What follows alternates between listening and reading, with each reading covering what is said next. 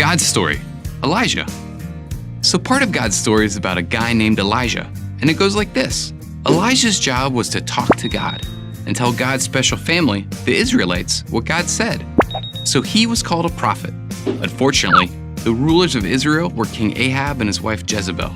They were the most wicked leaders Israel had ever had, and they didn't care what God had to say. They made Elijah's job really hard, but just wait until you see what God did for him. See, Ahab and Jezebel worshipped Baal instead of God. Baal was a false god, an idol. Kids, an idol is anything that gets the attention we should be giving God. Money, stuff, or even people can be idols.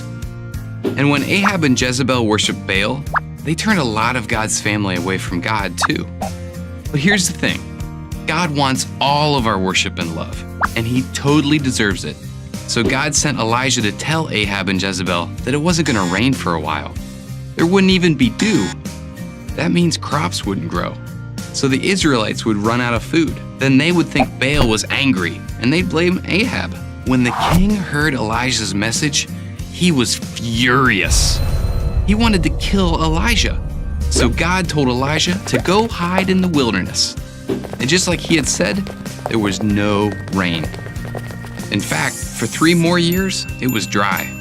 But Ahab and Jezebel kept right on worshiping Baal and asking him for rain. Of course, that didn't work. So they stayed mad at Elijah too. They actually killed as many of God's prophets as they could find. But all that time, God kept Elijah safe. And Elijah kept telling people to believe in the real God. A few did, like a widow who saw God do miracles through Elijah. But most kept worshiping Baal with Ahab and Jezebel. Finally, in the 3rd year of drought, God told Elijah to go talk to Ahab again. This time, Elijah challenged the king to a contest that would show who was real, Baal or God. Ahab brought 450 prophets of Baal to meet Elijah at a place called Mount Carmel. They built an altar to worship Baal, and Elijah built an altar to worship God. They both prayed for fire and then waited to see whose God brought it first. And since Baal was a false god, you can probably guess who won. Yep, God.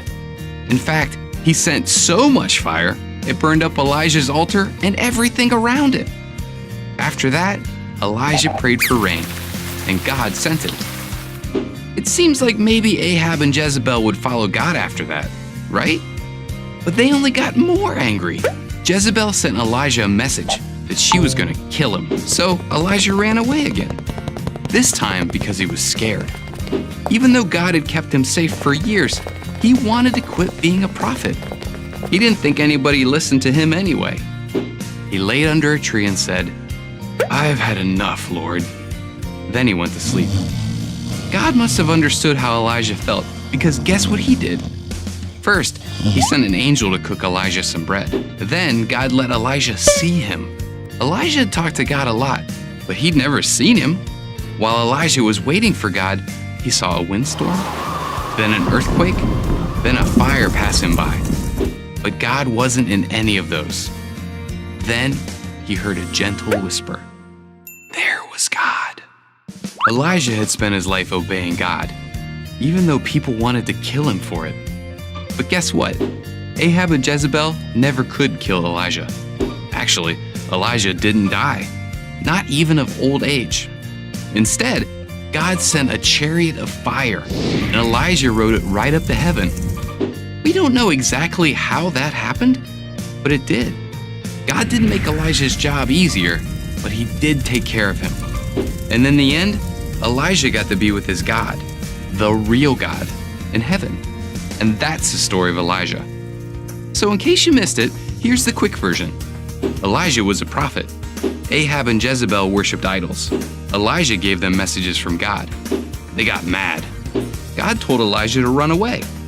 Elijah proved God is real. Jezebel got mad. Elijah ran away. He wanted to quit. God was gentle with him.